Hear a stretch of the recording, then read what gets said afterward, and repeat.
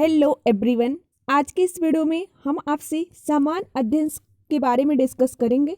सामान्य अध्ययन जो जीआईसी लेक्चरर का सिलेबस है, यानी उसमें जब आपको हम प्रीवियस वीडियो में syllabus of GIC lecturer discuss कर चुके हैं, यानी प्री का जो एग्जाम्स होगा उसमें आपके 40 क्वेश्चन आएंगे सामान्य अध्ययन के, यानी 40 क्वेश्चन सामान्य अध्ययन के हैं, जिसमें जो फर्स्ट चैप्टर है वो फर्स्ट चैप्टर है आपका हिस्ट्री ऑफ इंडिया, यानी भारत का इतिहास।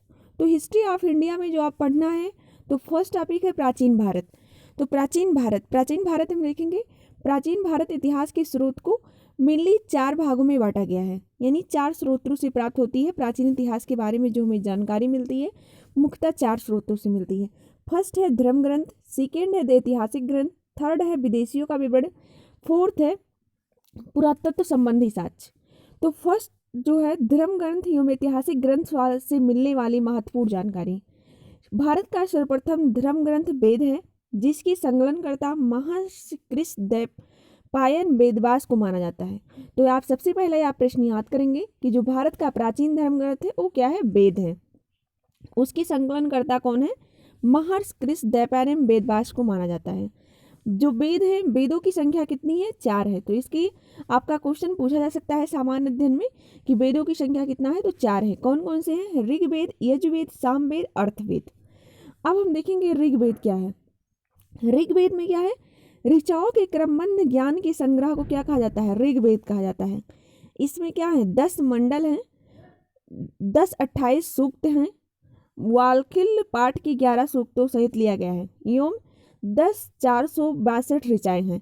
तो अगर आप प्रीवियस ईयर का क्वेश्चन पेपर देखते हैं तो इसमें एक बार पूछा गया था कि जो ऋग्वेद है इसमें कितने सूक्तियां हैं, तो आप यहाँ से बता सकते हैं कि 10, 28 क्या हैं, सूक्तियां हैं। तो इसी अकॉर्डिंग कभी ऋचाएं भी पूछा जा सकता है, कितनी ऋचाएं हैं, कितने मंडल हैं। तो ये सब प्रश्न आप यहाँ से याद रखेंगे। इस वेद की ऋचाओं के पढ़ने वाले ऋषि को क्या कहते हैं, होत्र कहते हैं। यानी जो वेद है ऋग्वेद, इसकी ऋचाओं को पढ़ने वाले ऋषि को क्या बोलेंगे, होत्र बोलेंगे। इस वेद से आर की राजनीतिक प्रणाली एवं इतिहास के बारे में जानकारी मिलती है। अब हम नेक्स्ट पॉइंट देखेंगे। विश्वामित्र द्वारा रचित ऋग्वेद, यानी ऋग्वेद को की रचना किसने की है, विश्वामित्र। कि तीसरे मंडल में सूर्य देवता सावित्री को समर्पित प्रसिद्ध गायत्री मंत्र है। इसके 9वें मंडल में देवता सोम का उल्लेख है।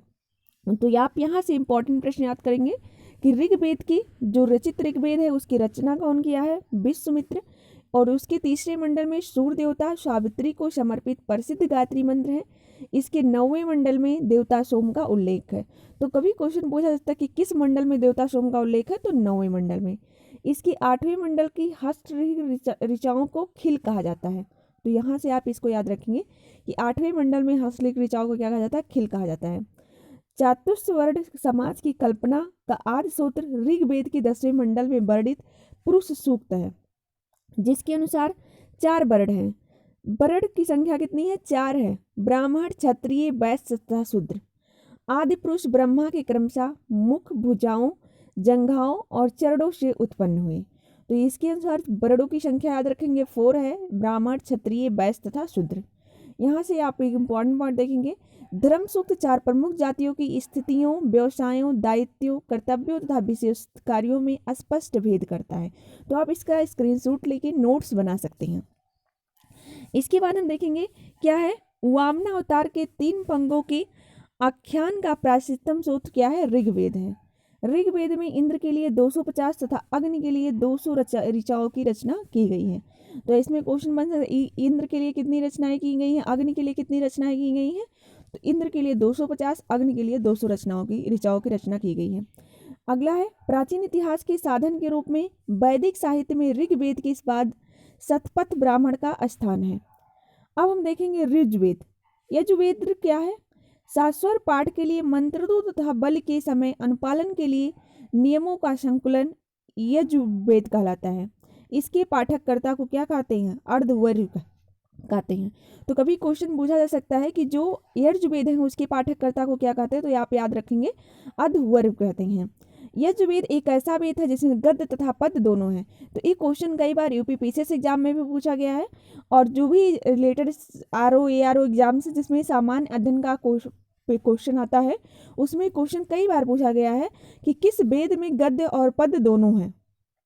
तो आपका जो यजुर्वेद है उसमें क्या पूछा गया है, गद्य और पद्य दोनों हैं। अगला है आपका सामवेद। सामवेद क्या है, यह गाई जा सकने वाली ऋचाओं का संकलन है।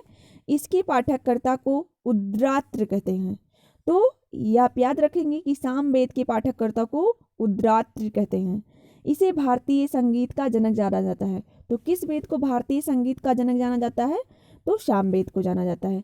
तो आप यहाँ से जो इम्पोर्टेंट पॉइंट है उसको नोट्स बनाते चलेंगे और लिखते चलेंगे कि यजुर्वेद के पाठककर्ता को अर्धवेद कहते हैं, यजुर्वेद में गद्य और पद्य दोनों हैं, सामवेद को भारतीय संगीत का जनक कहा जाता है, सामवेद में गाई जा सकने वाली ऋचाओं का संकलन है, इसके पाठककर्ता को उद्रात्र कहते हैं।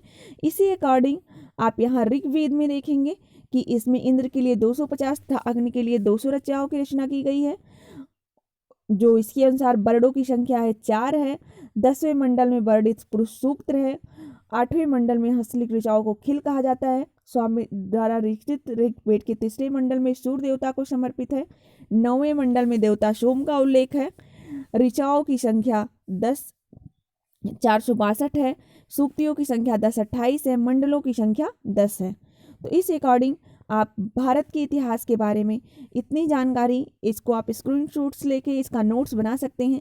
आने वाले नेक्स्ट वीडियो में हम इसके आगे का जो वेद है यानी अर्थवेद और उसके बारे में आपके साथ उपस्थित होंगे। Thanks for watching this video. Please like share and subscribe to my channel. Thank you.